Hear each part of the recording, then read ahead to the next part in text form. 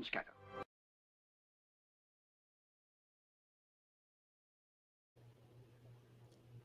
Happy birthday to you. Oh my God. Happy birthday, Miss Best Co-host in the world. I had to get my money's worth out of this dreadful. For those of you listening and not watching the video, Margot is I'm wearing taking a it off. blonde wig. It is my birthday today, and Marilyn Monroe is in this movie today. So, Margot, thank you so much. That was the sweetest introduction. I really appreciate it. Well, yes, for today we're celebrating Margot D's birthday and welcome you all to Book versus Movie, you big banana head. This is a podcast where we read books that have been adapted into movies and then we try to decide which we like better, the book or the movie. I am Margot P of coloniabook.com. And yes, this is my good friend, co-host, and birthday girl, Margot D of Brooklyn Fit Chick. Don't ask how many spanks I'm going to get today. Can't count that high. But hi, everyone. So today we were just saying, like, we got so excited about this book and movie. This is one that's come up several times among our listeners, and we're just getting to it now. Very excited to talk about Asphalt Jungle, but just in case you're brand new, maybe you just found us because you love film noir, you love this author, you love John Huston. Welcome. We're not experts in any of those things, but we're glad you're here. We're going to get into it. But before we do, we want you to know that we are constantly looking for ideas for upcoming episodes. We have mysteries in March coming up. Later on in the year, we do spooky movies for October and holiday movies, of course. But we are also, the rest of the time, we try to give you a brand new episode every single week. And so the ground rules are this. As long as the film is streaming on a major platform, and as long as we can get our hands or eyeballs on the source material, we will consider any adaptation from almost anything. We'll talk about, fiction, nonfiction, magazine articles, plays, songs, poems, musicals. Like we just did a whole month of musicals. And so if you have suggestions, and we hope you do, there are several places where you can make them, where you can meet other listeners to this podcast and interact with us on the internet. Yes, we do have a basic Facebook page. Be sure to like it. That's where all the episodes are posted first, but we're much more interactive in our private Facebook group. And we understand about Facebook, and some of you are squeamish about it, but we really try to keep it a nice place where we just talk about books and movies. You type in book VS movie podcast group and ask to join. We have 2 lists going on in there from our super fan Thaddeus. There's one of the episodes we've covered in the past, and there's also a list of show ideas for the future, but also other places you can reach out to us. And people have been reaching out to us lately, Margot. We have on Threads, Instagram, and Blue Sky. We're at Book Versus and Movie, and then we have an old timey email, Book Versus Movie Podcast, spelled it all out at gmail.com. Also, if you would like some stickers, we both have a stack of stickers. Email us your address, and one of us will drop them in the mail for you. Toot sweet.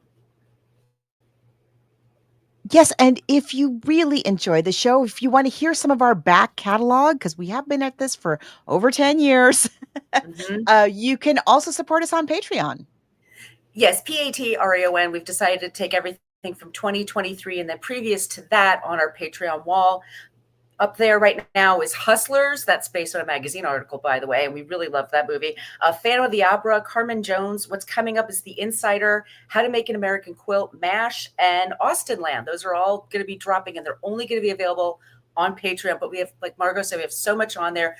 Also, our old episodes from our first couple of years. We were just little baby, podcasters just figuring our way out. We have some episodes there that are for free, so you can listen to them and you can, reach out to us, say, hey, why don't you redo this episode? It's a great movie, but maybe you could redo it. We'd love that suggestion. Also, we put all of the clips that you see today. YouTube will do something to this. We're not sure what, but we try to post it on our social media, and Meta gets very strange sometimes. TikTok gets very strange sometimes, but they're all there on our Patreon wall for free. So if you're interested in any of these clips, sign up for Patreon just for free and you can find them there. Yeah, I feel like YouTube is getting more and more aggressive with their copyright dings. Everybody's feeling it.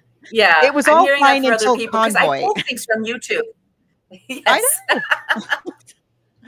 Yeah, ever since Convoy, it's been a bumpy road. Okay. They're out on it. They're on to us, Margot. I know. I said before we started, like we're not experts about any of the things that we're going to talk about right now, but we've covered many film noir classics. Most of them, I think all of them that we've covered have been adapted from books. Some by very famous writers and some by not so famous writers. And I always forget, we say film noir like it's I don't know, like it's Art Deco or like the Busby Berkeley era, but it's a long Mm-hmm. period. It's not like I say period, it's not even a period. It's not confined to a specific decade even. It is a style, a very American style that very influential. And it's sometimes we see things that are in the same style that are being made today, but this is really uh a classic film noir kind of story or noir story from a classic author of the genre. Today, we're going to be talking about W.R. Burnett and the Asphalt Jungle. But let's talk about this very uh, prolific and My important author. We don't talk about him enough. No. So W.R. Burnett, that's his pen name. It's William Riley Burnett. He was born November 25th, 1899 in Springfield, Ohio. That's kind of important. He is from the Midwest and he writes about the Midwest quite a bit. He lived to 1982. He was a novelist and a screenwriter. And he started the job pretty soon. And he wrote Little Caesar is like the thing he's most known for, and that's one of Margot's favorite movies. And we'll definitely cover that one day. We'll definitely Oh, add that I to a know. I list can't wait. because it's considered just one of the best. I'm looking at, there's dozens and dozens listed on his Wikipedia page of just so many books and movies and screenplays that he's written, and screenplays he's adapted from other authors' work. He's just, like Margot said, a prolific writer. And this book came out in 1949, and Yeah. it's an MGM movie that Louis B. Mayer didn't really like because he didn't get You film would noir. never know. No, first of all, Louis B. Mayer, he's an episode of What a Creep, by the way, one of my podcasts. Not a That's great true. guy, but did Yeah, but not that's a like very fun episode. very fun episode. But he's not someone who understands. Not everybody understands film noir. It comes across as very dark to people. It's kind of adorable what we now think of like dark from then versus nowadays, where they I show like White know. Lotus and other. Seriously. I mean, Yeah, like when you look like The Postman Always Rings like things like this are very I know they seem almost quaint. Little Caesar was a groundbreaking film, and so just to kind of give us some perspective, Little Caesar is 1929 and I think it's his debut mhm. novel. Famous movie. Um this is 20 years later. Yeah, So he has evolved and his storytelling technique has evolved a lot in the intervening 20 years. Although we're in, a very similar kind of world and genre with very similar kind of characters and stories. It's 20 years later, it's after the war, which is something that comes up in the book and the movie. And yeah, it's just it's I don't know how he wrote. Where did he find the time? Even as a professional writer, and that's his actual job. I don't understand where he found the time. it's hundreds. I mean, it's just the list goes on. It's the novels, like I said, and short stories and screenplays And and screenplays adapting. And it's yeah. and spectacular screenplays. He wrote the screenplay for The Great Escape, which is Yeah. a wonderful screenplay. It just yeah. 20 years after we're talking about now even. So, yeah, he did a lot. He was a busy writer. And this particular story it's a heist story, and I love a heist picture. I mean, who does it? I mean, they're super fun, and it's we know what they are nowadays. You come up with the thing that people are going to steal. You get your crew together. Everybody has a job. Ocean's 11 is the perfect example of this, and a perfect movie. I think it just does what it's supposed to do. This is the same thing. What's interesting about it, it's the Midwest. It doesn't tell you what city it is, but it was filmed in Cincinnati and in Kentucky, and they're both So it takes place in a Midwestern town, and it's post-war America. I mean, it's a few years out, but many of these actors served in the war. And John Huston is the director here, and it's about a couple of men that just get out of prison, and they have this these diamonds that they can get their hands on, and if you sell them, it's $500,000, which 1950 $500,000 is. I would probably risk it. It's a lot of money. I looked it up. It's at least $6.5 million today. Yeah, That's a good chunk of change right there. yeah, Yeah, and that could and last you a long time. it's a what I really love about this story is what it did that, and I don't know if it's the first one that did this, but it's certainly the one that influenced all the ones after it in this regard, where you have a heist that's that's planned to the nth degree, like a Ocean's 11. Every detail thought out and planned, and you have the seasoned guy who's done this a million times. He could do it in his sleep, and he needs a driver, and he needs an explosives guy, and he needs a this, and he needs a that, and he puts together this crack team to pull off the heist, and it ends horribly for all of them in it. So the rest of it, the heist happens halfway through the story, and then the rest of the story is just all of their downfalls, one by one by one. I'm thinking of like the Thomas Crown affair, uh, Treasure of the Sierra Madre, another John Huston film, and it's this, and just this story alone. MGM bought the property, as you said, and even though Mayer wasn't crazy about this film, MGM made a movie based on this book 4 times. 4 times.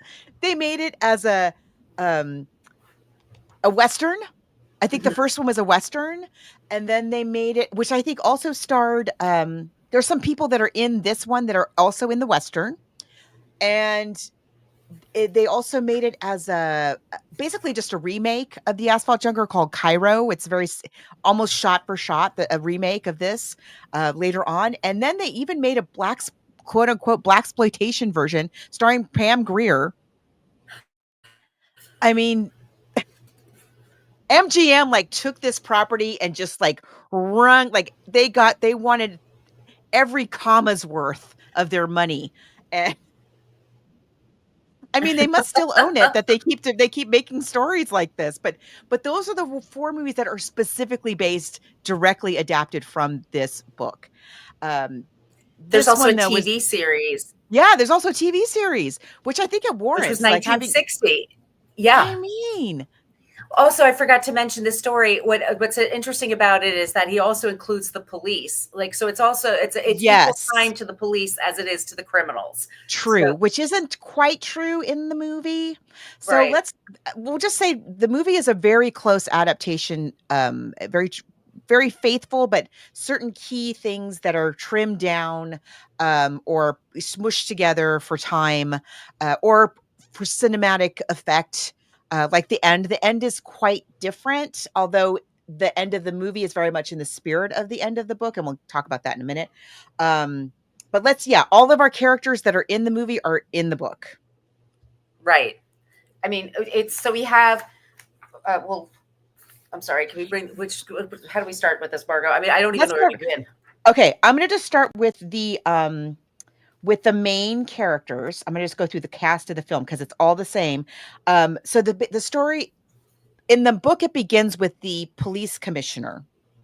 And it's quite a long scene actually, because they want to establish that this police commissioner is an honest guy, and he really believes in police work, and he really believes in justice. He has zero political ambitions, although everybody in the book tells him multiple times that he should run for office and that he should do this or that for publicity. And so it opens with him having a press conference in which he's chastising the press for multiple stories they've done about crooked cops.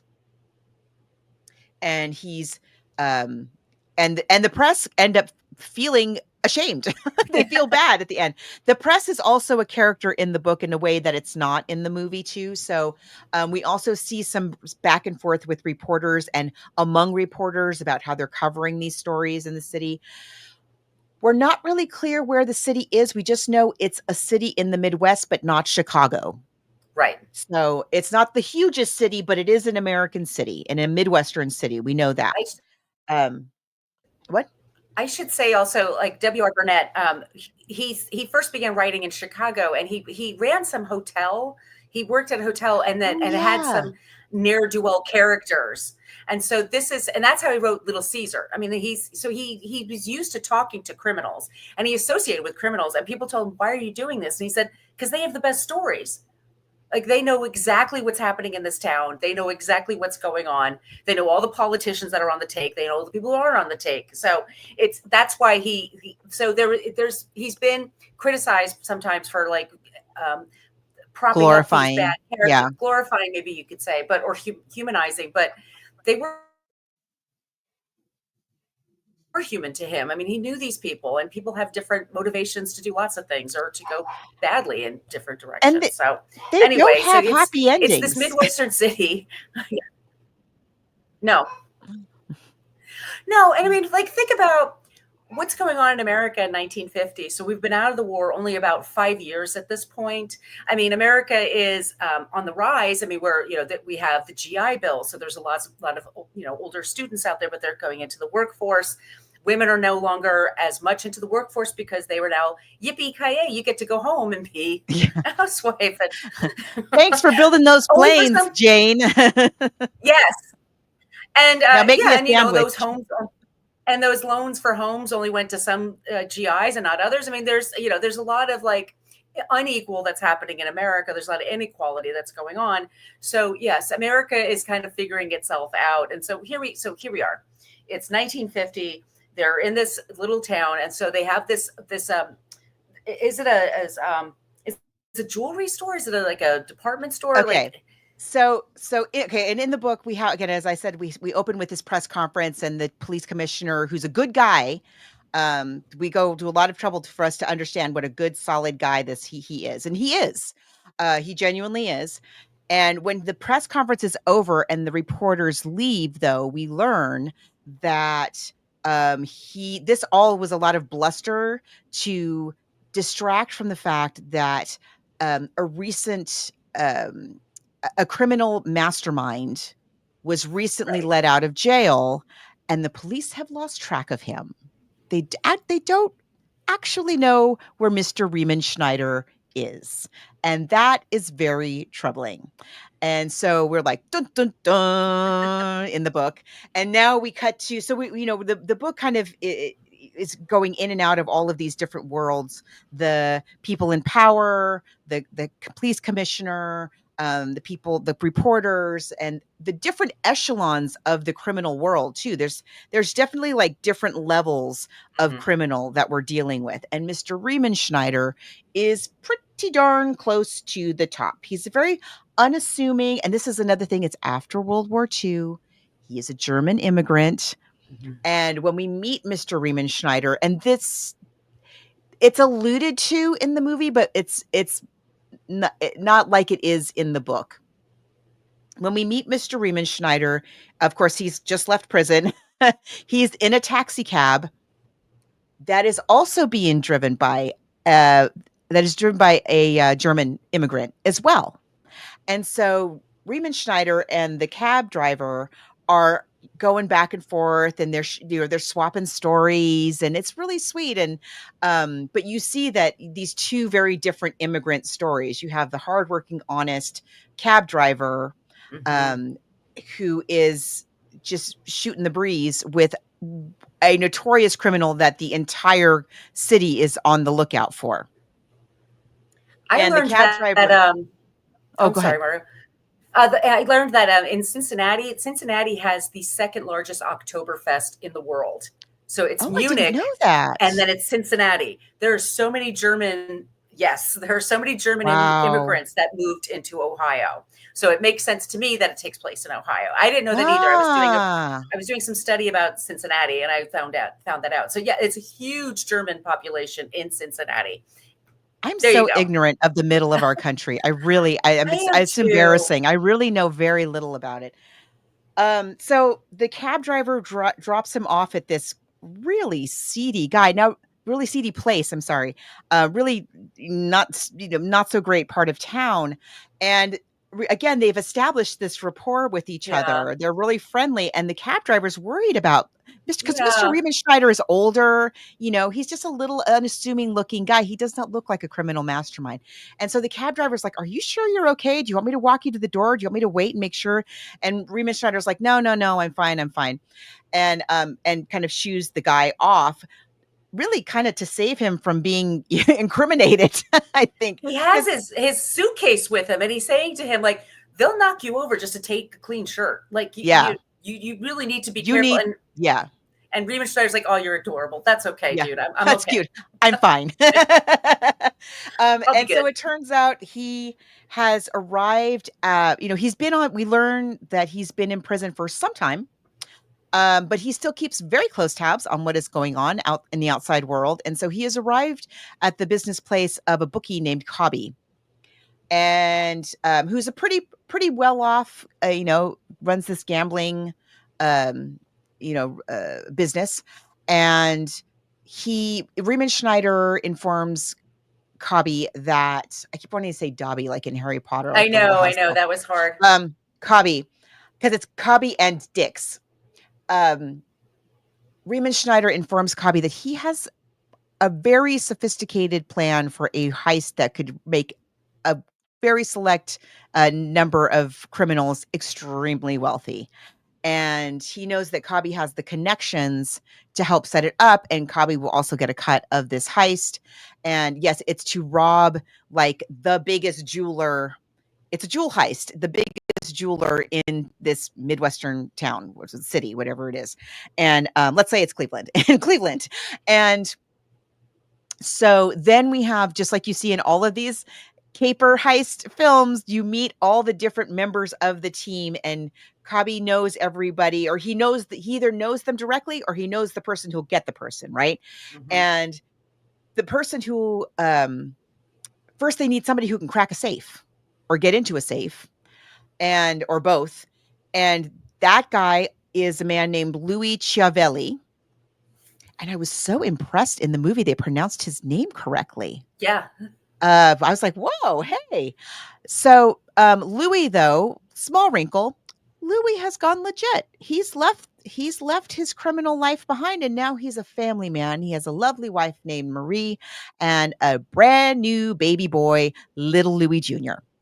And so he is, and before he left his criminal life, he like socked away money here and there and here and there and here and there. But we learn, uh, we see in the book that a buddy of his calls him up and asks for money, and Louis like, oh, but that's my money that I have put away for my family. Like, I don't want to give you money, dude. Um, and that's how we meet Dix, because that person is Dix. And so, but Louis is very intrigued by the financial stability that such a heist, a one more heist, and this is the other trope of like, just one more heist, just one more, can't go wrong, one more heist.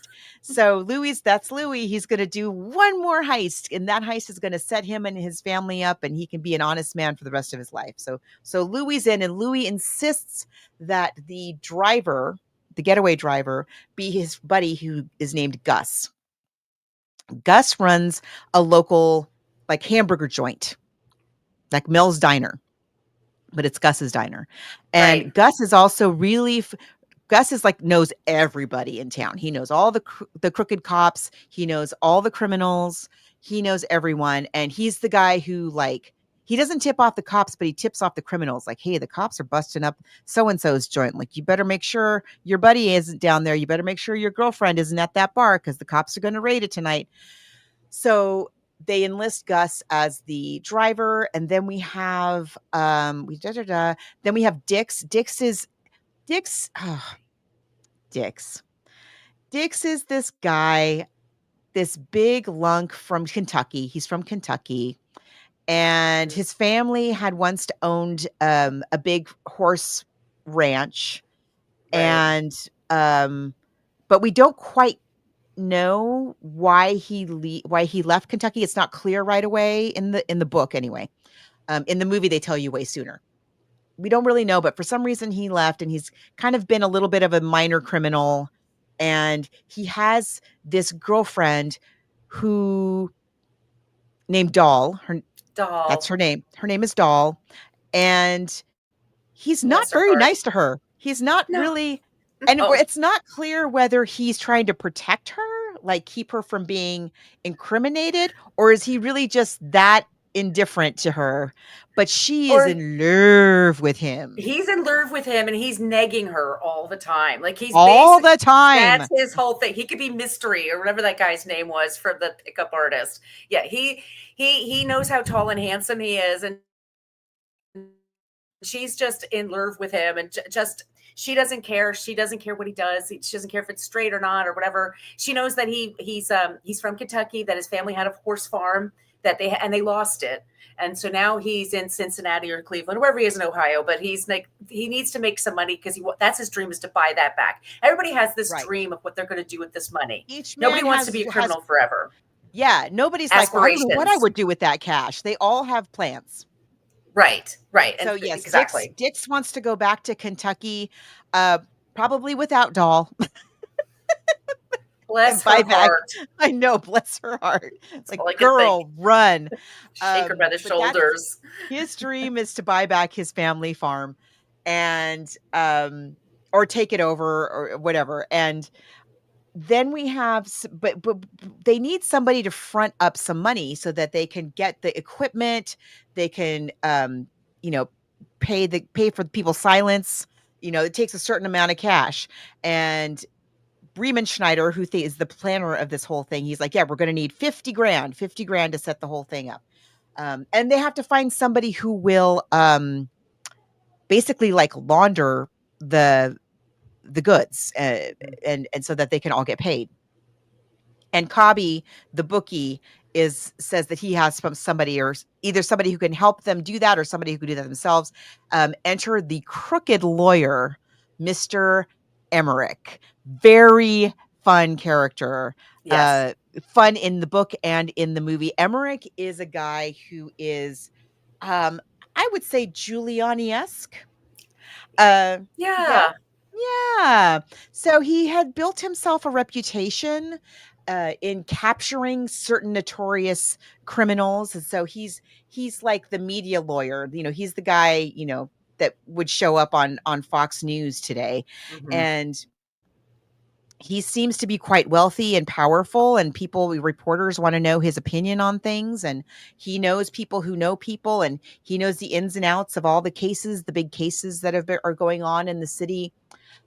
And we learn that he's so rich and so powerful that he has two houses. He has a house where his wife is ensconced, and he has a little cottage where he also has a girlfriend named Grumar. Angela. Yeah. Yeah, Guma. And his wife is very nice, and he does love his wife, but she never gets out of bed. She's Is she sickly. sick? She's sickly. I think she's And sickly, and she's older, and yeah, he's a guy. He's a guy who's, he's a defense attorney that makes a lot of money, from criminals. And as Margot says, everybody knows who he is. He yeah, dresses fine. He has very delicate manners about himself. He doesn't act like a yeah. criminal. He Art, just like fine art all over right. his home and his office, and yeah. And he And has a he has a girlfriend girlfriend. who's quite young. I forget how old she is in the book, but she's there's another theme in the book and in the movie of what they would have called in those days the dirty old man, right? So you have these older, powerful men who um, are very lascivious towards extremely young women, underage women. In this case, Emmerich with his girlfriend Angela, who he's had, I forget, quite a long time. She's been living in this cottage, and he's been Yeah. paying for these two homes. And also, we established really early on that Riemann Schneider, who is again, he's a bad guy. He has a real lecherous eye for even younger girls. Say, Drake, I hear you like 'em Yeah, yell. exactly, exactly. That's Riemann Schneider. And A then you have minor. and then you have Dix, who is just, is not good to his girlfriend, but she's I think she's the same age as he is. But you have the two powerful men in the story, who are wielding their power in different ways are Emmerich the lawyer and Riemann Schneider the criminal. And they also both have this thing about young girls. I'm going to use the word girls. And I love the way they establish that in the film. It's really cool, but in the book they just tell us, Yeah. every time they see one, they can't not look. They can't not follow her down the street with their eyes. That kind of thing. And so Emmerich is like, huh, okay, this is a very interesting story, Mr. I have a chance to be in a heist with the famous Doc Riemann Schneider. Okay. And he thinks like, he thinks he's smarter that this is the thing. It's the other two downfall of these two men. Each of them thinks they're smarter than everybody else. So Emmerich thinks, I mean, they need money. I know I don't have money myself. They don't know that, but I don't actually have any money. He's But I broke. can get some money. He's broke, but everybody Right. else thinks he's not. If they think Mhm. he's Mr. Moneybags, and so he tells them that he will be the person who fronts the money and launders the stolen goods. And they're like, great.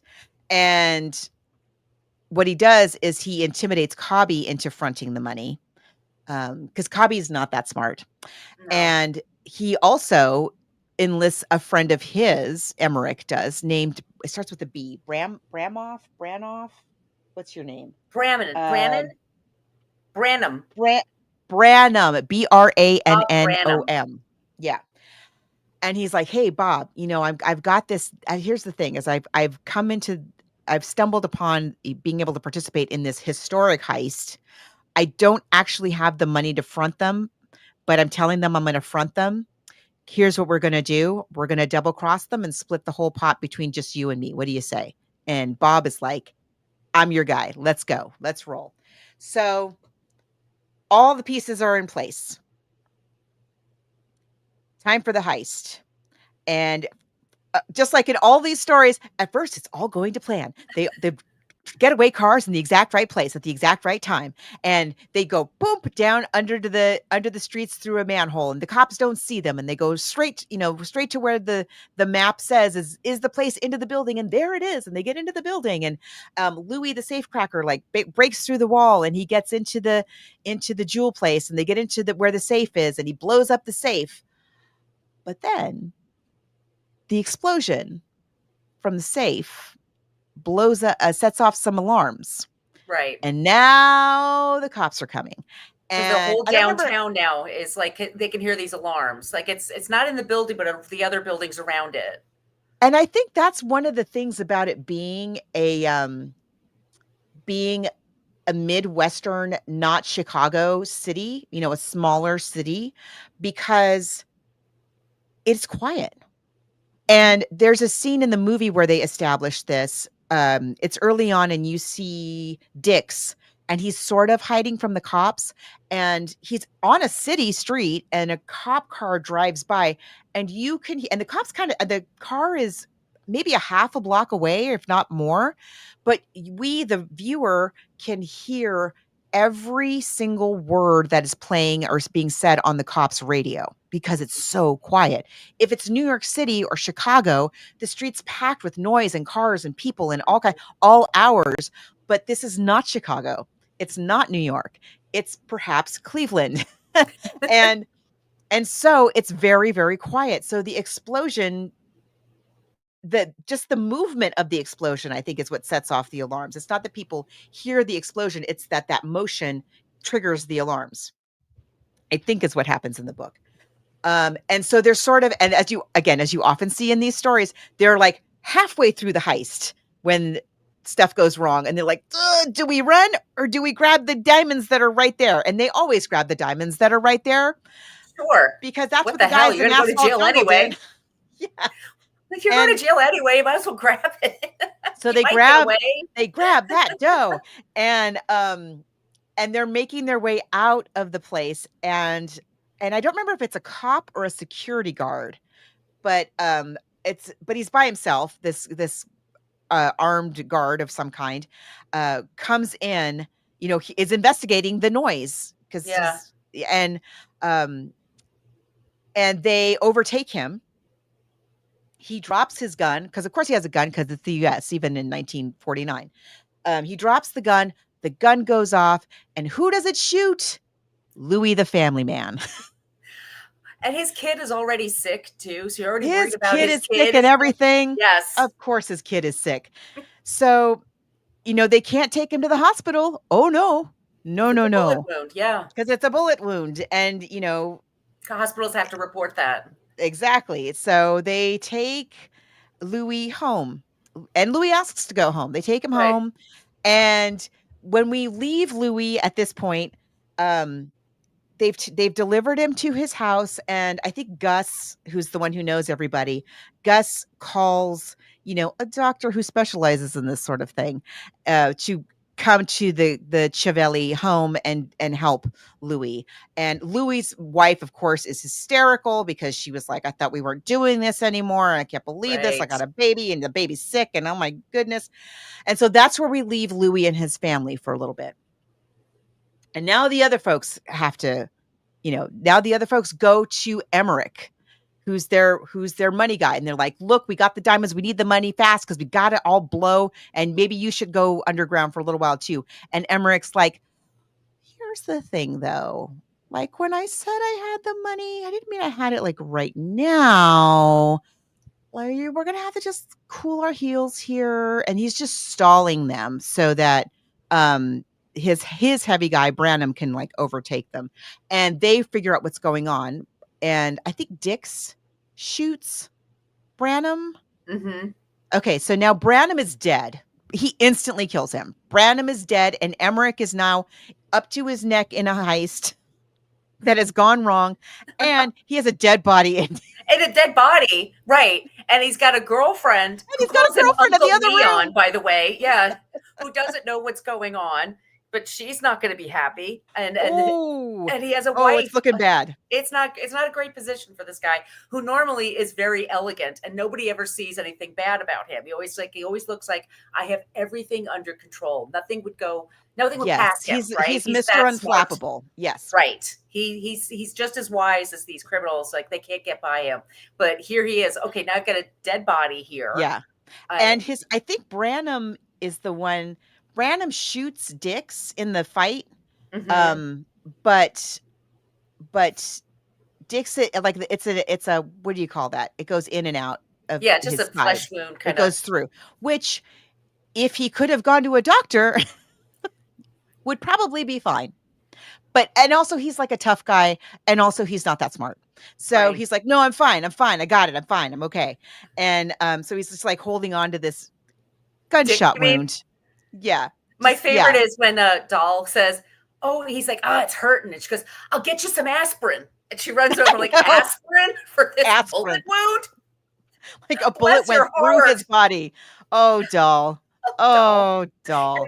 You're not that smart. So now Riemann Schneider and Dix are in a real pickle. And the cops pick up Gus, the getaway driver. So he goes to jail. So Riemann Schneider and Dix like shake hands, split ways. Dix has his cut or a cut. I think he's got some money now. He's determined to go home to Kentucky. Like he's really out to lunch at this point. He's got a gunshot wound, and as I said, he's not that losing. smart. Yeah. Anyway, and he's bleeding profusely, and so he goes and gets asked. The only person he can ask to help him, who's definitely going to help him, Doll, good old Doll. Doll, can you get me a car? And she's like, well, you're wounded. Shouldn't we get a doctor? He's like, nope, can't do that. just need a car, thanks. And she's like, okay, well, let me drive at least. He's like, nope, I'm driving. No, you stubborn ding dong. Come on. And it's actually, so they're driving. So then they're driving out of the city. And now we go back to Riemann Schneider. And Riemann Schneider also is like he knows he's got to get out of town. And he gets like a little bit out of town. And again, with a cabbie, like he's very friendly with the cabbies for some reason. And he's like, you know what, before we get on the highway, I forget what there's, for some reason, they're not going to be able to stop for a while. So he decides to stop at this burger joint, like the last place that they can stop. Okay. And, he's the subject of a statewide manhunt, but sure, burgers, why not? So he's getting a burger. He's hungry, And Margot. he's hungry, but he He's also begging. knows, like, he knows he's not going to eat for a while. So yeah, he wants to eat. So he gets his cheeseburger or whatever, and he's about to leave, but then he notices and it's late at night. It's like 11:30 at night, if not later. And there's some kids in the diner, and by kids I mean like 14. Bunch of boys and one girl. Mhm. And he's watching the girl and ogling the girl. And the girl is trying to get the boys to play her some music on the jukebox, but they're out of nickels. And so Riemann Schneider, who's just robbed a jeweler, is like, I've got nickels. I got you some nickels, honey. Yeah, how about I put nickels in and you dance and I watch? And he's such an unassuming, like, Right. little That's old the thing. man He that doesn't look threatening. none of the boys for a moment think like, this guy is a dirty old man who's ogling our friend. Like, it doesn't occur to them. Even the guy who Right. runs the diner isn't like, why don't you stop watching? Like, maybe don't watch the kids. But so he just gives her a whole stack of nickels and sits and watches her dance because he can. And he sits for kind of a long time, longer than perhaps he should have, and long enough for the cops to show up and Yep. see his very recognizable face in the diner. And as soon as he sets foot outside, they snatch him up. And he says to the cops, like, how long were you out here? And they were like, 2 or 3 minutes. And then he's like, yes, the length of a song. Got it. Yeah. Yeah, I did that. That one extra song it was. One extra song. And now he's going to prison for the rest of his life. And then we go back. But so that's everybody accounted for. Everyone's either dead or in jail, except for Dix, who again has a gunshot wound Mhm. that has just barely been wrapped up. And he's behind the wheel. That's exciting. With Doll driving to Kentucky. Now, here's where the ending is very different than in the film. In the film, and I love the way it is in the film. In the film, they get to the ranch. We know his family doesn't own it anymore, but he gets out and he dies. He collapses at like 3 steps onto the ranch and he collapses, and that's the end of the film, and it's gorgeous. In the book, they arrive at the ranch. He thinks he's home. He goes up to the front, and he's also delirious from bleeding so much. And Doll doesn't know what's what. Like, does his family live here? Is this even like it? She knows the name of the ranch, and this is definitely that ranch. The sign says so. And so Dix stumbles up to the door and pounds on the door, and this stranger answers. This Polish immigrant. So we have this like themes of like these immigrants, and Mhm. it's so interesting. And the Polish immigrant says to Dix, your family sold the place after your dad died. Your mom and your brother are living in a little place in the city now, whatever city that is in Kentucky, but they're in town and they live in this little place in town. And he gives them the address. And and Dix is like barely holding on to consciousness at this point, and Doll's like basically just carrying him. She's like, yeah, I'm driving now. If we're going there, I'm definitely driving. We're not arguing about this anymore. And so she drives to the address, and when they get, I mean, the whole way it's written is so beautiful, like the way he describes the transition of the city to the highway to the country. We get this whole journey that Dix and Doll are on. And now they're driving into the little town in Kentucky. And it's a little downtown, little main street. And they pull up in front of this tiny little house down there, and Dix kind of perks up and he's like, "Wait, this house?" Turns out when he was a kid, like a teenager and living on the ranch, he had a girlfriend who lived in this house. Oh, right. And he has all these memories. He goes into, because he's in and out, he's with the blood loss and everything. And so he goes into this whole reverie about the girl, Sue Ellen or whatever her name was, that he dated, and how there was a swing on the porch, and he and his brother broke the swing, and the dad got mad, and what the fence looked like, and what the girlfriend was like, and the whole thing. And Doll is like, "I don't know what is going on. I just know we got to get this guy some help."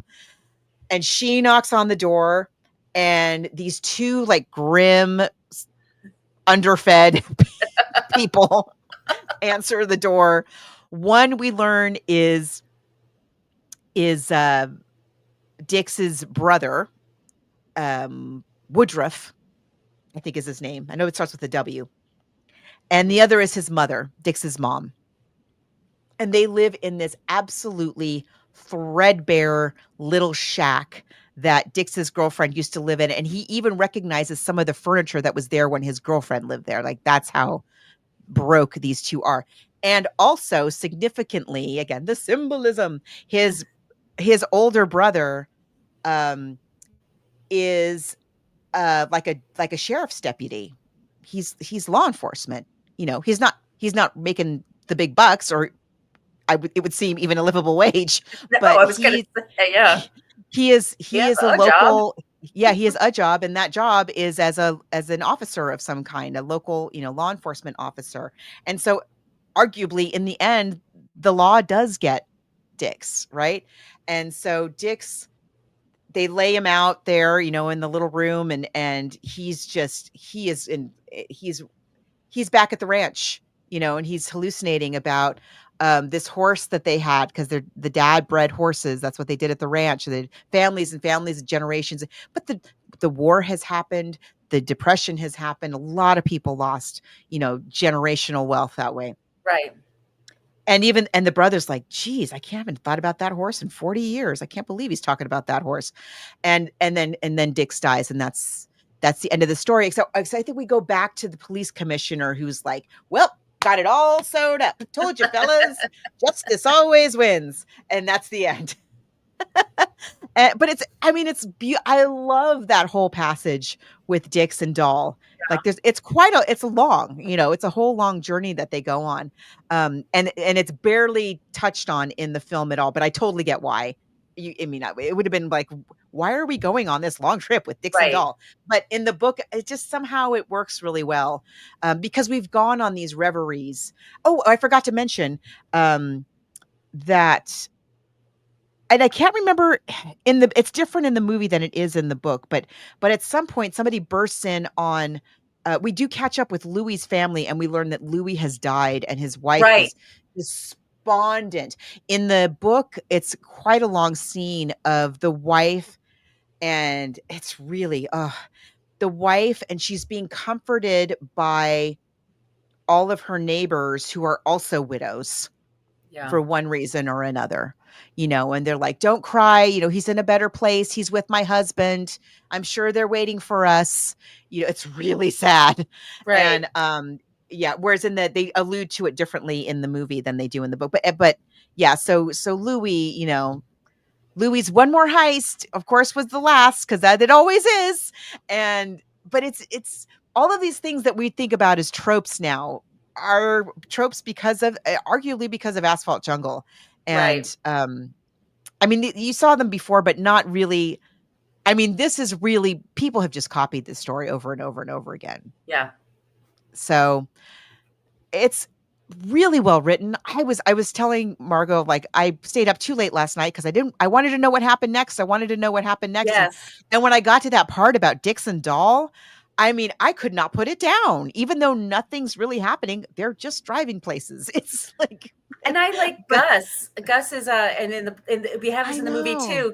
Gus is he's a very interesting character. He's somebody that like right, he knows all the ne'er do wells and what they're doing, and he always protects them over the cops. So he does know the cops, and they all know him. But he's also a Yeah. big fan of cats, and he takes care of the kitty cats in the neighborhood. They come and he feeds them on the counter. And if you go in there and you just got to deal with that. That's part of You like better being not there. object to a cat Yeah, eating on the counter where you're he gonna will throw eat, you because you're out. gonna he's gonna throw Yeah, you out. he will grab you by the scruff of your neck and throw you out. He likes the cats more than you. So it's these interesting characters, and they all have their interesting quirks, and it's really well done, and it's very smart. And much of the dialogue when you watch the movie, and John Huston was a big fan of W.R. Burnett's work and had corresponded with him when they were putting the screenplay together, and said, I'm thinking of changing this and using that, and we're gonna. And much of the dialogue is directed from the book. I mean, it's Oh, super smart. absolutely. You Big Banana Head, that's straight out of the book. Oh, And in fact, that there's in the book, it goes a little bit farther, that she says, "You Big Banana Head," and he's like, "Banana Head." right. And it's the worst you could think of. And even she sort of in the moment, she's like, I'm trying to call him something, but I don't know what to say. So she just calls him a banana head versus a son of a bitch or whatever we would say now. But So funny. it's cute. It's very cute, and it just shows her naivete and how much of a Right. And child she's she young. is. She's She's a very minor. young. Yep. Now, Burnett and Houston had worked together, I think, a couple of times Mhm. before this film. But yeah, you can totally tell that Burnett was like absolutely on board, because it's as I say, even when it's different, even when it goes off the story that's in the book, it still keeps the spirit of that, because we just don't have time. We don't have time to see Right. Louis's wife and the neighbor wives, have their whole scene. So we have where the cops burst in. We do have something like that happens in the book, but we also have the stuff with the wife and the neighbors. um I mean, gosh, let's talk about this movie already, because Yeah, let's play wow. the trailer. Yeah, I know Yeah, let's find it. this story is really great. So here's the So trailer. good. For some reason, uh, TikTok or Facebook wouldn't let me play it, and Instagram wouldn't let me play this trailer. It's bizarre to me. It's a 1950 trailer for a movie. Okay. So All okay, right. here you So go. Here it goes. apologies if you don't see this on YouTube. You know why.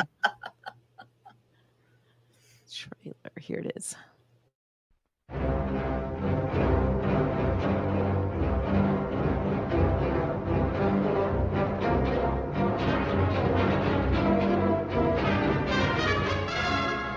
Only the author of Little Caesar could tell so dramatic a story. Only the director of The Treasure of Sierra Madre could film it with such power. Only once in a decade does the screen come up with such absorbing characters. Sterling Hayden as Dix Handley, a hooligan with a twisted dream. Jean Hagen as Doll, the dime-a-dance dame who wanted to share that shabby dream. Let me go with you. Please, Dix, please. You're crazy, I'm on the lam. I want it bad, packing heat. If there's any trouble, what good would you be? I could drive. No, no.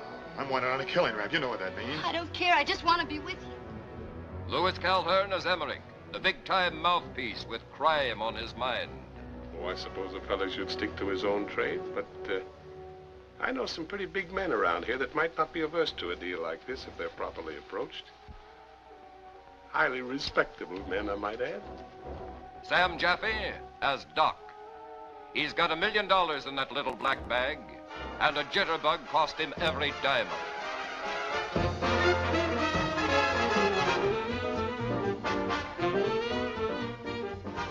Marilyn Monroe as Angela, the easy-living, green-eyed blonde. Haven't you bothered me enough, you big banana head? Just try breaking my door, and Mr. Emmerich will throw you out of the house.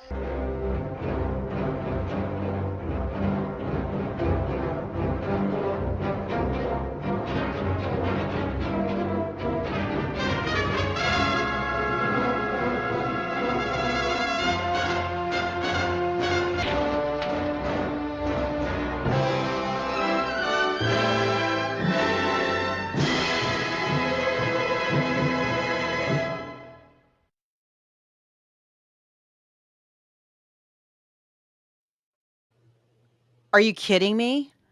Who's not going to watch this movie? Who's not going to want to see that? I want to see it again right now. I know. I just watched it again this afternoon, my third time this week. It's so good. It's so good. It's so smart. It's just. First of all, it's gorgeous. If you think old pictures, they're like, yeah. Oh, yeah. It's, yeah. Should we talk about the cast? This cast. First of all, John Huston. Just. Right. A giant. Just a giant. Again, just like W.R. Burnett, how did he do it? How did he make so many classic movies? Timeless. Up until his death. To the very end. Honor. Pritzi's Honor is an amazing movie. Which is on our list. It's definitely on our list. We'll definitely cover that one day. And he was an actor. And yes, he's a great actor too. And he's a brilliant actor. Yes. I mean, and I think he must. I think people just clearly, one of these two, we have a few directors like this that you can just tell that people just really love to work on their projects. Maybe they didn't love the actual filmmaker. Maybe they were like notoriously difficult. Some of them are, but people, you see one of these where you see over and over and over again the same people, like W.R. Burnett working on the screenplay, giving us our source material here. You see the same actors over and over again that come, right. and this is a very interesting piece. This cast at this point in history is who else but John Huston could have brought these folks together? They were all New York actors. Most of them were New York actor friends in New York. And that's one of the reasons why he picked them, because they weren't movie stars. Sterling was, but the rest of them were more character actors, or they were theater actors. So they had a camaraderie amongst themselves. So we have Sterling Hayden as Dix Hanley, and Sterling Hayden is the cop McCluskey in The Godfather. That's what he's most known for. He's 6'5", devastatingly handsome, like Brad Pitt handsome. Wow. Seriously. And genuinely scary in this movie. Yeah. Yes. He's very taciturn, and sometimes that can just come across as kind of quiet or boring. And not with him. He has these dark eyes too. Like he's just like looking at you sometimes, and he's just taking in what you're saying, and it's kind of unnerving. He's great. Lewis Calhern as Alonzo D. Emmerich is fantastic. So once again, elegant. He just comes across as and then he stops every once in a while. He goes, "Actually, I'm broke. Actually, I'm bankrupt. I'm gonna have to. I gotta do this because, But he doesn't lose his cool. He's kind of on the precipice, but he's not losing it. Jane Hagen as Doll is. I was so sad to hear she died very young. She was apparently got sick in her 40s. Yeah. Most people know her as I forget the character's name in Singing in the Rain, the one that Debbie Reynolds is dubbing because she can't sing. James Whitmore as Gus, and he's played Brooks in The Shawshank Redemption. He's wonderful. This performance is so good. We talked about him when we talked about Oklahoma. That's right. He plays Annie. What's her name? Ado Annie? Yes, Ado Annie. He's Ado Annie's father with the shotgun that makes her marry Eddie Albert. Totally different kind of character, right? Just like with Jean Hagen, like doing comedy, and then here she's just heartbreaking. I just want to shake her by the shoulders. Sam Jaffe is Doc Erwin Reitenschneider, he was nominated for an Academy Award. Is once again, also I would just say elegant, like just doesn't carry himself as somebody who's going to lose control. He's super smart. They ask, what's it like to be in prison? He goes, it's not so bad. You got to figure, he just, wow. John McIntyre is Police Commissioner Hardy. He's also, I love the suits he was wearing. He just looks amazing. He's the super honest police commissioner, like Commissioner Gordon in Batman. Yes. Lieutenant Barry Kelly is Lieutenant Dietrich. Not as honest, but also I think he's sort of like, look, we can't handle everything that's happening here. Like, I got to let some stuff go. And he's like, no, you have to catch all the criminals. And you can get this. Very honest, very earnest man. But he's great. Anthony Caruso is Louis Chiavelli. He's very good. Teresa Celli is his wife, the Miss Marie. Marilyn Monroe plays Angela. Maria. And then Marilyn Monroe, who's not even listed in the credits because it's so early in her career. And then like a year later, they then started adding her and ever since then on the television, stuff like that. And she's great as Angela. I mean, she wears a suit in the first scene that she's like sleeping on the couch. Oh my gosh, that suit is so gorgeous. Did they paint it on her? It's so pretty. We'll show her. I mean, she's just, I mean, but there's so many other people. I mean, and Helene Stanley is Janine, the girl that's dancing, and we'll have a clip of Janine dancing later. But this cast is just top notch. I mean, everyone's just doing their best work. I should say it was nominated for a large number of awards. It comes out in May of 1950. So the Oscars are usually spring the year after. And it's the year of, oh my God, I just blanked on the name. It's Betty Davis movie, All About Eve. Sorry. That's the year. Yes, that's right. Yes. So Marilyn Monroe is also in the same year in All About Eve. So it's a big year for her. It's a very, very big year for Marilyn Monroe. James Whitmore, by the way, James Whitmore in the 1970s was married to Audra Lindley, Mrs. Roper. Mrs. Roper? Yeah, they were married during the time that she was Mrs. Roper. She was married to James Whitmore. But how much do you want to hang out with that couple? I know, but of perhaps more important historical significance is the fact that, as Margot says, it's right after it's a few years after World War II where, not everybody is bouncing back, right? Right. And also in Hollywood, we've just gone through the McCarthy era. And interestingly, for this film, we have Sterling Hayden. Now, Sterling Hayden, and it is really sad. I'll just give you the broad strokes. Sterling Hayden named names. The government really threatened people and really intimidated them. And, not everybody, people handle that differently. He also deeply regretted it. For the rest of his life. Vocally, yes. Absolutely. Every time someone tried to shame him, he was like, "You're right.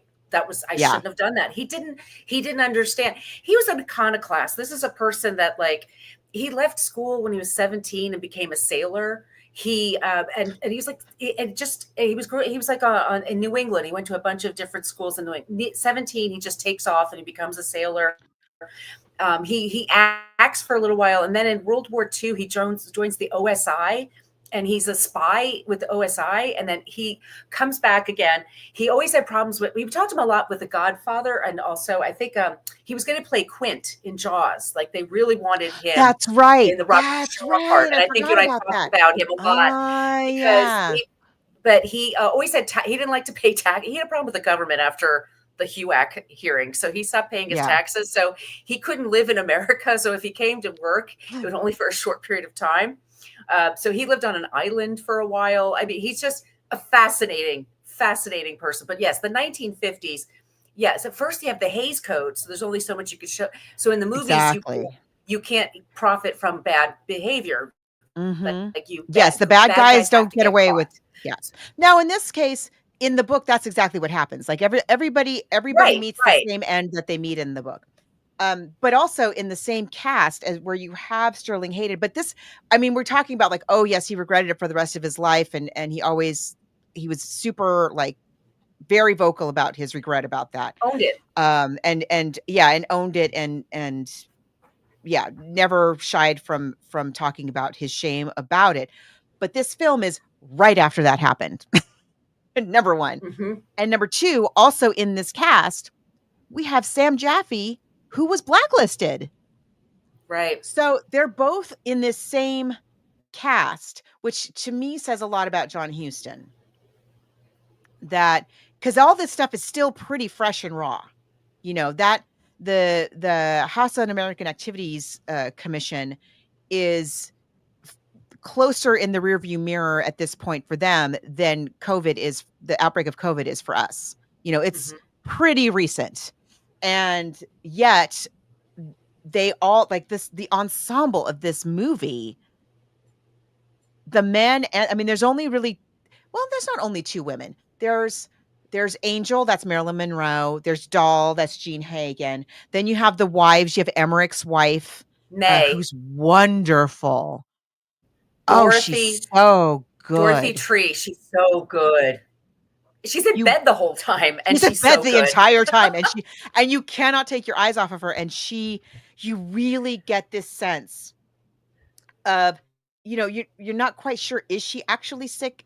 What's going on here? Why can't she get out of bed? But also, she and Emmerich have known each other and had a relationship for so many. Like, you really get from her the sense of like this shared history that they both have. It's great. And also, Louis Chiavelli's wife is wonderful too. I mean, again, also heartbreaking.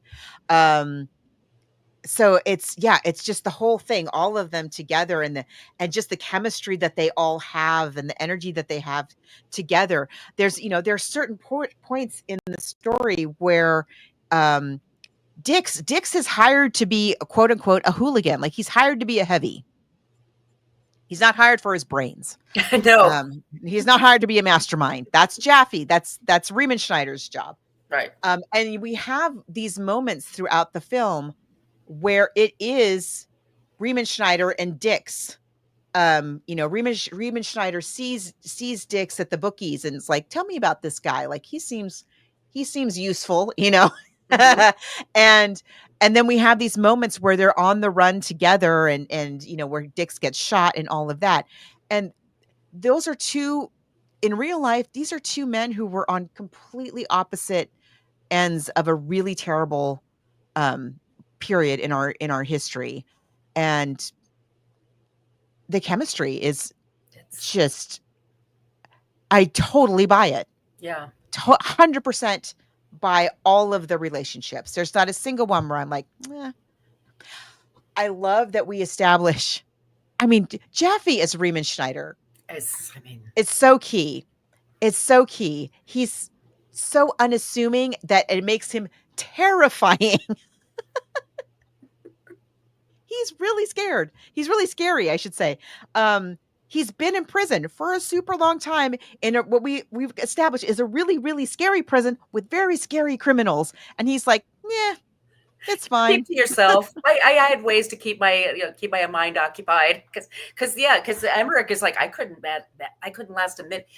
And we also forgot to mention, like, Emmerich in the story, he says, I'm not going to jail. I couldn't last. And he probably couldn't because he's a defense attorney. I mean, he's older. I mean, there's lots of reasons why.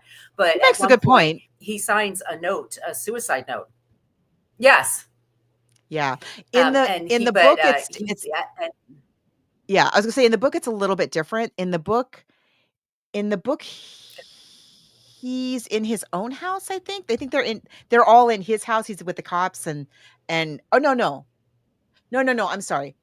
He's at the cottage where Angela hapless Angela is, and he says to the cops, can I go call my wife? And this is in the movie too. Can I just go call my wife and tell her goodbye? And the cops know this guy really well. Like, they have a history together. They've worked together a lot. They don't want to arrest him, but they have to. Mm-hmm. And he calls his wife, and they have this last conversation. And I think he says to her that he's committed a crime, and she's like, I can't believe that. Why did the police want to talk to you? Why would you do that? You wouldn't commit a crime? Of course you wouldn't. And he realizes, like, oh man, like, this is really, I can't go on like this. And he tells his wife to go to sleep. Like, she hasn't been sleeping well, and she needs to go to sleep. And then he hangs up the phone and he takes his own life. And the police find a note, and the note says, this is different than in the movie. The note says, please do not wake Mrs. Emmerich until past 10 a.m. Like, she hasn't been sleeping well or something like that. That's the notice to the police, not to his wife, as it is in the film. And yeah, we forgot to mention that's how he dies. So they all meet a terrible end. But that's in the book. That's not just because of the Hays Code. Yeah. But that was the Hays Code. That was the policy of the Hays Code. Exactly. Yeah. But that was the policy of the Hays Code. Like, married couples couldn't be in the same bed. There was all kinds of things that you couldn't show a toilet in a bathroom. It was like all kinds of ridiculous things. But in the movie, he writes a note to her, and he says, like, I'm ashamed or whatever. Oh, it's and so then sad. He just rips up the note. It's so sad. And then he looks at it, and then he rips up the note, and then the cops come to the door. So no, yeah. It's so brilliant. I mean, for all the shooting and fighting and slugging and bleeding and all of that, it's really not that grisly a film. No. I mean, certainly not by today's standards. But even by then, I think it's not that. No, it's not that horrible. And so we don't see him actually do it, or they don't do like you would do in other films where they show like his shadow on the wall, pointing the gun and all of that. He writes the note. He starts to write the note to his wife. He rips it up. We have a close up on his hands only. He starts to write the note. He rips it up, and then he opens a drawer in the desk quickly, in haste. He opens the drawer, and we see the drawer is pretty much empty. He opens the drawer, closes the drawer, and then a beat, and then a gunshot. So he's opened the other drawer that has the gun in it, clearly. But that's the way that they show. Oh, it's just so genius. I just love the way they did it. So good. Should we show some clips? Yeah. What should we show? Let's see. How about, we got to show some Marilyn. We've got to. Let's show. This is our first intro to Marilyn in this movie. And look, it's unforgettable.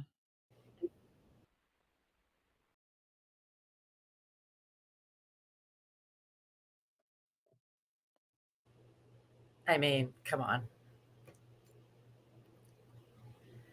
And she was not famous, and she was not and she wasn't a slam dunk to get the part. There were a lot of women that were up for that part, and there's a lot of different stories about how Marilyn Monroe got that particular part.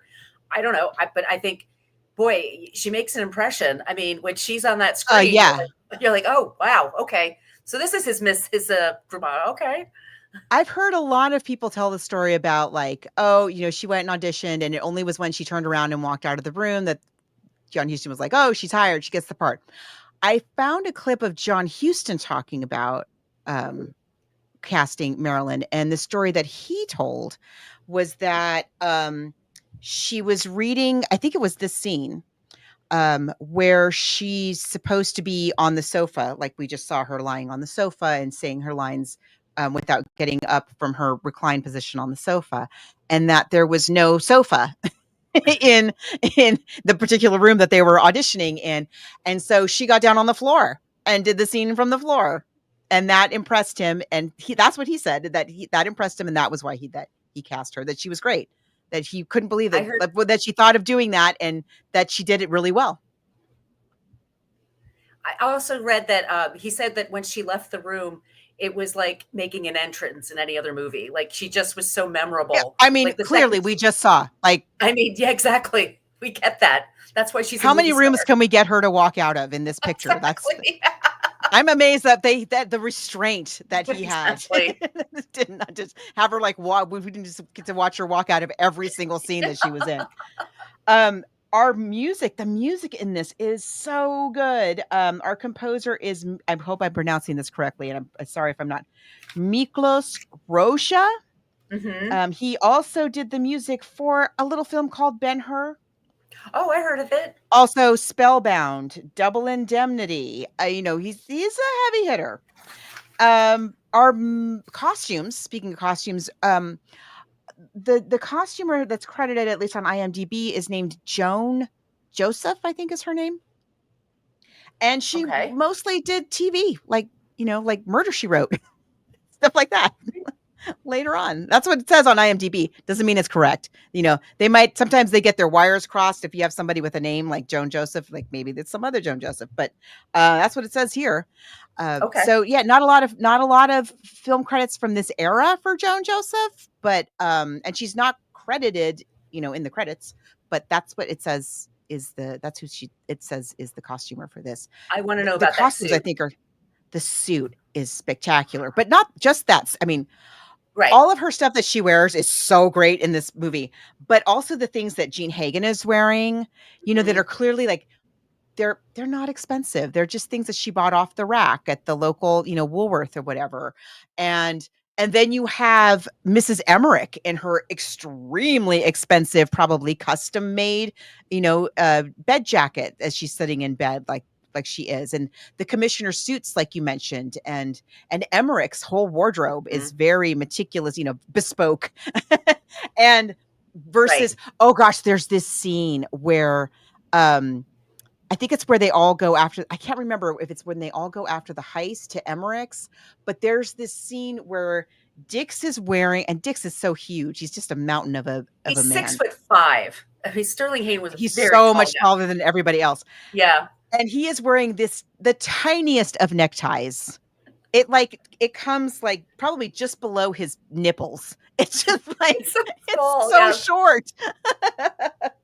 And where did he buy? He bought it out of some bin somewhere. It's not right. It's really wonderful, wonderful choices for the costume, the locations, and the sets.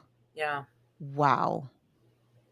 Everything, every single little detail, every lighting angle, everything is just so well thought out.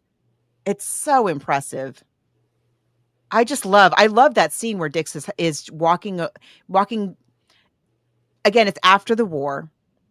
And I don't know, maybe it's Los Angeles, maybe it's a backlot. I don't know where they're actually shooting it. I've tried to find where the locations were. I didn't get a second to find it, but where it looks like where he's walking is a, long shuttered main street of a Midwestern town. Everything's closed. There's all the industry has gone away, either because of the Depression or because of the war. And the boom, was happening here in California and there in New York and in a couple of other places, but it takes a while for it to reach all the way to the Midwest. So I love, he really captures that. And like I said, like he's on a city street and the police car is driving by in the distance and he can hear what the police car radio is saying. We can hear it crystal clear because there's no other sound. It's so good. It's so good. So well thought out. I just love the whole thing. Yeah. Just what a great movie. Yeah. No wonder Mayer tried to make it 3 more times. Yeah, like I said, I think it was Cincinnati. They filmed a lot of these things, but they also did film in a backlot. But Kentucky and Cincinnati seem to be the two main places. And then how idyllic does like the whole Kentucky thing? Oh wow, yeah. When the horses crowding around him, like what do they slather them in peanut butter? What do they do to get the horses to do that? It's so moving. It's so sad. Totally different than in the book, but I love the way that they do that ending in the movie. It's so beautiful. And then Jean Hagen like running up to the house. Like, no, don't just no, doll. Oh, doll. She's wonderful. When she's crying and she has to peel off her fake eyelashes. Oh, the fake eyelashes. She's so lovely in this. She's so pathetic. She's so pathetic, and but you could feel it. Like she just loves him so much, and she's so glad that he's just spending a minute with her. It's her. She's just happy that he's there. Gunshot wounds or no. Exactly. Talking to her or not talking to her. Being hostile, not being hostile. I mean, she's like she doesn't care. Yeah, I love all the characters so much. Like when the cops arrest Gus, the guy that owns the diner, the getaway driver, and they're bringing him into jail and he sees Cobby the bookie and he lunges at him and it's so Fink, like the worst thing that you can be. And it's so good. Just wonderful. And he's the guy who's not the Fink, right? Gus is the guy who doesn't rat anybody out. So that really means something coming from Gus. Like that, he really thinks that is just the worst thing that you could possibly be. Oh, just just perfect. Just a perfect movie. I don't even know what else to say about it. Let's just watch something else. Let's see. Yeah. We've got let's see. How about let's watch okay, Riemann Schneider. Riemann Schneider, The Dirty Old Man. Yes. Now, in the book, we established that because we're getting his inner dialogue and his inner thoughts. And in the movie, we establish it when he first shows up at Cobby's, and Cobby's like goes off in the other room for something for a minute, and Riemann Schneider spots that Cobby has like a bikini calendar on the wall. Yes. Oh, I Right? love that. Yeah. And he like goes up and he's like, oh, and he like digs out his reading glasses so he can get it like as close, a clear, crystal clear picture. And he's like slowly and lasciviously flipping through this girly calendar. Oh, it's so great. So that's how we established like this man has a weakness. He does have a weakness. Oh, yes. So let's get a load of Riemann Schneider's downfall, shall we?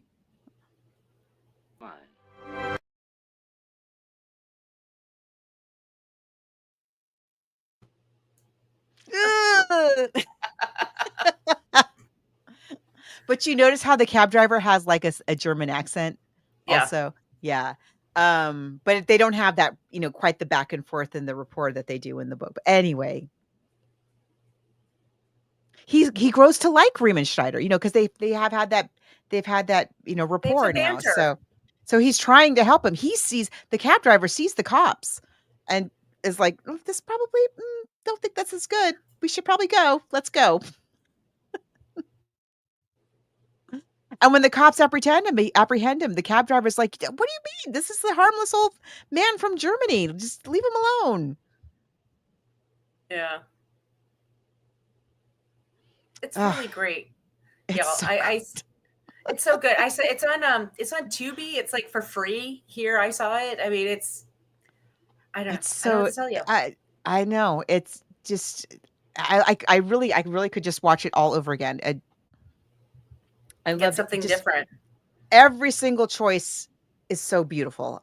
I just can't even believe. I don't know why in my memory of this movie, I was remembering it as being like I don't know. I was remembering it being like a not as good kind of gangstery movie for some reason. I don't know why I had that in my mind, but it's not. I've never seen amazing. it before. This was it's not. It's really, really good. I that's all I could say. It's great. It's really, it's smart.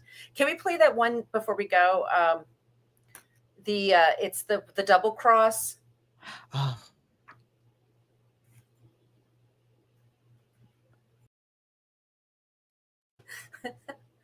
His tiny little tie. It's just, and I had just read the book. I knew exactly what was going to happen and how. The book goes to, tremendous detail. Like the gun goes here and the gunshot go poo-poo and there we go.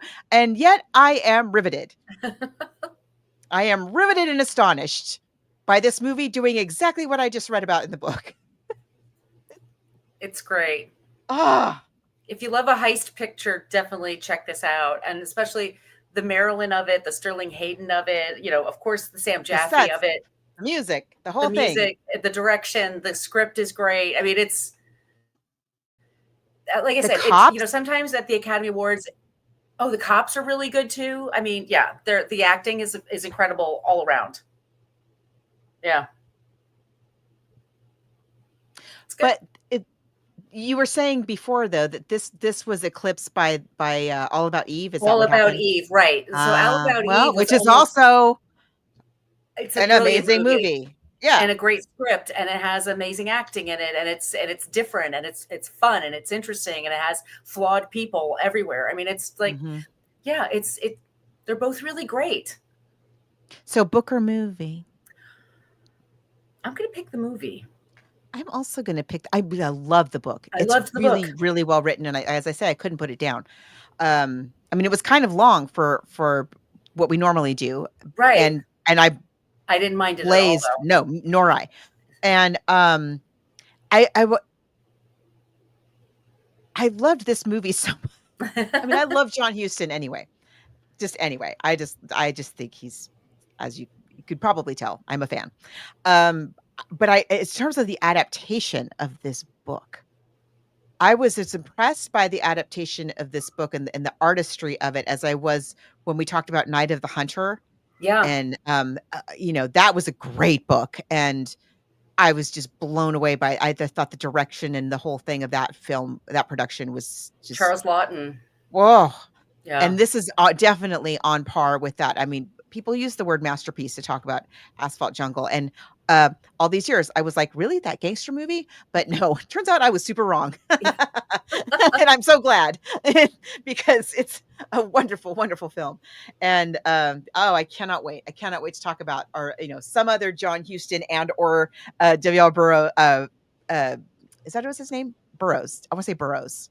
Yes. Burnett. W.R. Burnett. More, please. We need to talk about more of them. More. Love the whole team. Yeah. Yes. This is a very, very high thumbs up, I guess you would say, like from the both of us. This is exceptional. This was really, really great. Yeah, so, really was. Usually you ask me. I know. Usually I ask you, what are we going to do next? Because we didn't talk about it. Because we did not talk about it, but we had a couple of people reach out to us, Margot, that are on the younger side, younger fans. Oh. And one of them was 15 and mentioned 10 Things I Hate About You. And it's based on Shakespeare's, and I'm blanking on the Shakespeare. Is it Taming of the Shrew? Taming of the Shrew, yes. Oh, okay. And it's streaming everywhere, and it's easy to get. Great. And I think it would just be really fun. We haven't done a Shakespeare in a while. It's been some time. Minute. Yeah. Okay. And that movie's really fun. I don't know that I've ever seen it. Oh, it's so great. It's really, I'm not sure I've seen it. Yeah, I think you'll like it. I think I really enjoy it. So that it's Heath Ledger. I've definitely not seen it. Yeah, it's really fun. So so that'll be. Let's do that next time. Great. Yes, please. I Hate About You. Absolutely. Great. Okay, awesome. So that's coming up next. Everybody, as you can tell, this is how we come up with things. So if you have ideas, please reach out. It could be you next. So the email ones, all those places I mentioned at the top of the show for social media. Our email once again is book versus movie podcast, spelled it all out, at gmail.com. If you'd like some stickers, please send us your address. We'll drop them in the mail. You can find us on Patreon. We have a bunch of clips of this movie on our Patreon wall. So go check that out there for free. But if you sign up, once again, we have some great movies that are up there. And thank you so much for listening. And Margot, where can they find you? You can find me online at coloniabook.com, and all my social media callouts are at She's Not Your Mama. And where can they find you? You can find me at brooklynfitchick.com. I'm at Brooklyn Fitchick for Threads and Instagram. I'm at Brooklyn Margot for TikTok and Blue Sky. And on the YouTube, I'm at my name, Margot Donahue. Okay, everyone, thank you so much for listening. We'll be talking about 10 Things I Hate About You next time. And be well. We'll be back soon. Oh, what are you going to play, Margot? We got something. We got a clip to take I'm going to play Riemann Schneider talking about hoodlums and their usefulness. Ooh.